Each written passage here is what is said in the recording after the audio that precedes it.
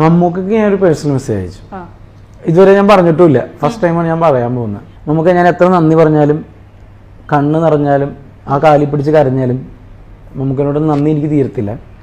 ഇപ്പൊ മമ്മൂക്ക വിചാരിക്കുന്നുണ്ടാവും ഞാൻ എന്തിനാണ്, ഞാൻ അവനൊന്നും ഇതുവരെ ചെയ്ത് കൊടുത്തിട്ടൊന്നുമില്ലല്ലോ, പിന്നെ എന്തിനാണ് അവൻ എനിക്ക് നന്ദി പറയുന്നത് എന്ന് മമ്മൂക്ക ആലോചിക്കുന്നുണ്ടാവും. എൻ്റെ ജീവിതത്തിൽ ഇന്നേ വരെ ഈ നിമിഷം സിനിമാ ഫീൽഡിൽ ഇന്നവരെ എന്നോട് ഒരേ ഒരു കാര്യം ചോദിച്ച ആള് മമ്മൂക്കയാണ്.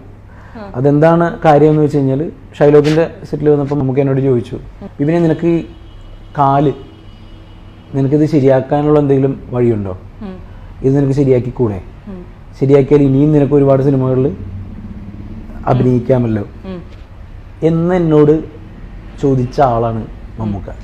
മമ്മൂക്ക എല്ലാവരും സൗന്ദര്യവും രഹസ്യവും അതൊക്കെ ചോദിക്കുമ്പോൾ മമ്മൂക്കയുടെ സൗന്ദര്യത്തിൽ ഇത്രേ ഉള്ളൂ, അദ്ദേഹത്തിൻ്റെ ഹൃദയം അത്ര നല്ലതാണ്.